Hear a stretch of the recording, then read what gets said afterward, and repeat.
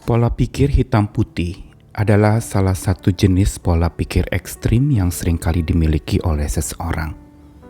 Pola pikir ini seringkali mempunyai sebuah pandangan all or nothing. Semuanya atau tidak sama sekali. Atau kalau mau dipahami lagi, itu bisa jadi orang yang berpikir sekarang atau tidak sama sekali. Now or never. Dan pola pikir hitam putih ini adalah pola pikir yang seringkali mengganggu perasaan dan pikiran seseorang, bahkan hubungannya juga dengan orang lain. Pola pikir hitam putih adalah pola pikir yang cenderung membagi dunia ini di dalam dua kutub, hitam atau putih, benar atau salah, jelek atau baik, suka atau tidak suka, dan masih banyak lagi, dua kutub yang dilawankan atau dikontraskan begitu rupa.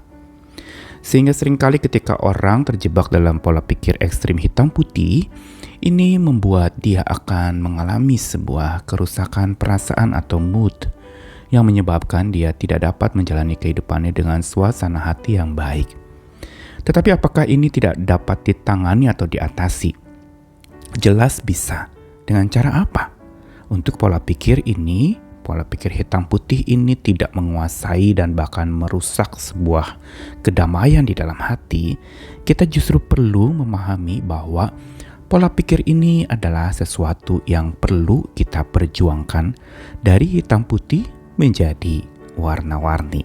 Karena memang hidup ini terlalu warna-warni untuk dihitam putihkan, terlalu beraneka ragam pengalaman kita untuk diseragamkan.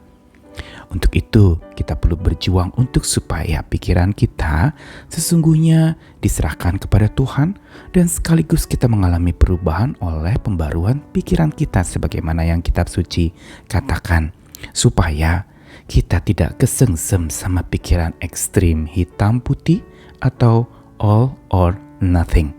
Saya Nikolas Kurniawan kembali menemani di dalam Sabda Tuhan hari ini di dalam Pengkhotbah pasal 7 ayat yang ke-14 sampai 18. Pada hari mujur bergembiralah, tetapi pada hari malang ingatlah bahwa hari malang ini pun dijadikan Allah seperti juga hari mujur, supaya manusia tidak dapat menemukan sesuatu mengenai masa depannya. Dalam hidupku yang sia-sia aku telah melihat segala hal ini. Ada orang saleh yang binasa dalam kesalehannya, ada orang fasik yang hidup lama dalam kejahatannya. Karena itu janganlah terlalu saleh, janganlah perilakumu terlalu berhikmat, mengapa engkau akan membinasakan dirimu sendiri? Janganlah terlalu fasik, janganlah bodoh, mengapa engkau mau mati sebelum waktumu? Adalah baik kalau engkau memegang yang satu dan juga tidak melepaskan yang lain, karena orang yang takut akan Allah luput dari kedua-duanya. Kitab Pengkhotbah sebagaimana yang pernah saya katakan ditulis oleh seorang Raja Salomo yang di usia tuanya mengisahkan bahkan memberikan petua-petua pelajaran yang berharga buat orang-orang muda yang menjalani hidupnya. Sampai masa tuanya Salomo lalu kemudian merasakan bagaimana kehidupan yang makin dia diperjelas, makin diperluas pula pandangannya, sehingga dia tidak melihat secara sempit akan apa yang dia alami, tetapi dia melihat secara makin luas. Inilah ciri orang yang makin dipenuhi oleh hikmat dan bijaksana dari Tuhan, pandangannya akan makin luas, tidak sempit dan cepat, tidak lalu terjebak kepada ekstrim kanan kiri atau ekstrim hitam putih yang seringkali menyusahkan atau menggelisahkan hati kita. Nah, karena itu kita perlu berjuang sebagaimana apa yang dituliskan dalam pengkhotbah untuk supaya kita mempunyai sebuah mindset atau cara pikir bahwa hidup ini bukan hitam putih saja, tapi warna-warni seperti pelangi.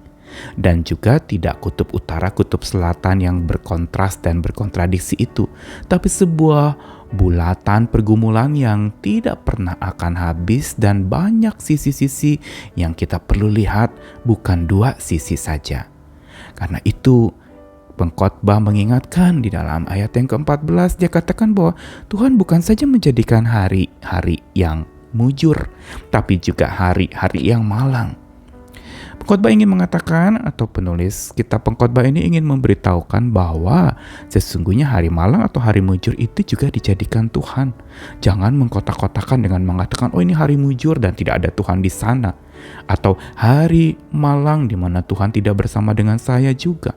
Dan karena itu justru Pengkhotbah ini mau mengajarkan supaya kita bisa melihat secara lebih perspektif yang makin luas tentang sebuah kehidupan.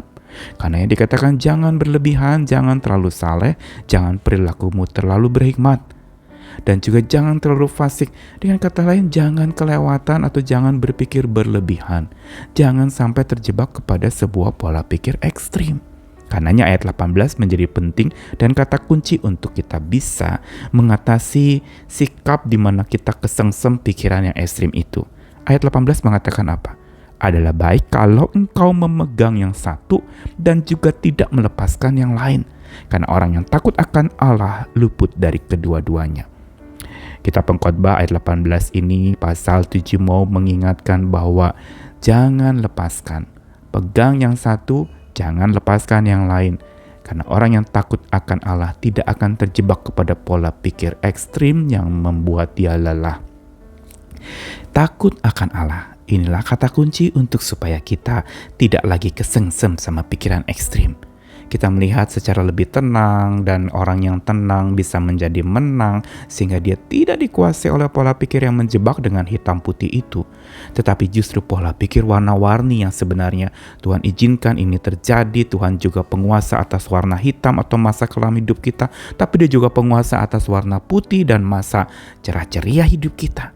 Kalau kita melihat ini semua ada di dalam lingkup kendali Tuhan dan kita punya hati yang takut akan Tuhan, maka kita tidak akan terjebak kepada pola pikir ekstrim itu.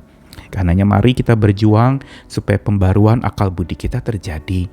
Pendisiplinan pikiran kita itu akan makin terus-menerus dibentuk oleh sikap hati yang terus bersandar, takut akan Tuhan, mengandalkan Tuhan, supaya kita tidak terjebak oleh pikiran-pikiran yang keliru, yang seringkali membuat kita akhirnya menjadi hancur berantakan dengan perasaan atau berbagai macam kegelisahan hidup. Masalah memang banyak, tapi jangan sampai pola pikir kita membuat masalah itu bertambah berat. Pola pikir yang baik adalah pola pikir yang tidak ekstrim.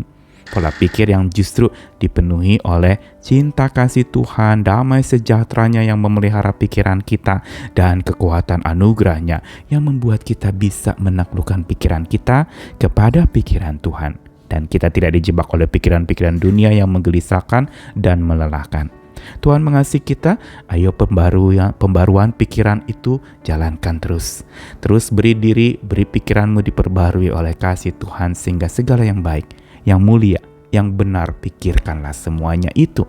Tuhan mengasihi kita sekalian, ayo berjalan dengan pikiran seperti pikiran Tuhan. Amin.